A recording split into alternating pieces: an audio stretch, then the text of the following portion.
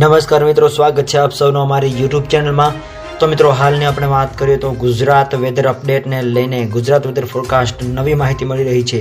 આગામી 24 કલાક દરમિયાન અનેક જિલ્લાઓની અંદર ભારે વરસાદ તો ગાજવીજ સાથે વરસાદની ચેતવણી તેમજ આ વિસ્તારોની અંદર રેઇન એલર્ટ, કચ્છ, સૌરાષ્ટ્ર અને ગુજરાતના અલગ અલગ જિલ્લાઓ એલર્ટ જાહેર। તો મિત્રો, વિડીયો ગમે તો વિડીયોને લાઇક કરો, શેર કરો, કમેન્ટ કરો અને ચેનલમાં નવા હોય તો ચેનલને સબસ્ક્રાઇબ પણ જરૂરથી કરજો।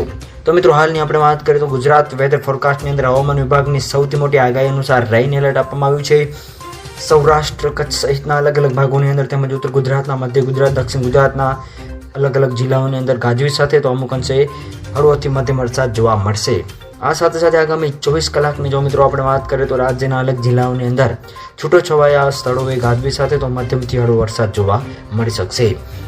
ખાસ કરીને મિત્રો આપણે વાત કરીએ તો હવામાન વિભાગની સૌથી મોટી આગાહી અનુસાર પશ્ચિમ અને ઉત્તરના ભાગોની અંદર વિસ્તારોની અંદર વરસાદી સિસ્ટમ જોવા મળશે તેમજ છૂટોછવાયા વિસ્તારોએ પણ અમુક ભાગોની અંદર પણ વરસાદની આગાહી વ્યક્ત કરવામાં આવી રહી છે। કમોસમી વરસાદ જોવા મળી શકશે।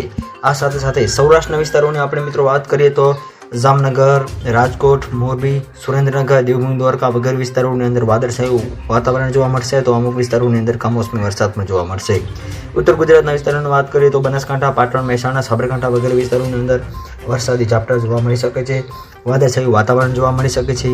કચ્છ અને અન્ય વિસ્તારોની વાત કરીએ તો કચ્છ જિલ્લાના પણ અમુક વિસ્તારોની અંદર છૂટાછવાયા વરસાદ તેમજ બીજી બાજુ આપણે વાત કરીએ તો વાદળછાયું વાતાવરણ જોવા મળે અને પવનની ફૂંકાવાની પણ શક્યતાઓની આપણે વાત કરીએ તો 30 થી 40 કિલોમીટર પ્રતિ કલાકની ઝડપે કોઈક વિસ્તારોની અંદર પવન ફૂંકાવાની પણ હાલ શક્યતાઓ જે છે વ્યક્ત કરવામાં આવી રહી છે। તો મિત્રો, વિડીયો ગમે તો વિડીયોને લાઇક કરો, શેર કરો, કમેન્ટ કરો અને ચેનલમાં નવા હોય તો ચેનલને સબસ્ક્રાઇબ પણ જરૂરથી કરજો। તો મિત્રો, આપ સૌનો ખૂબ ખૂબ આભાર।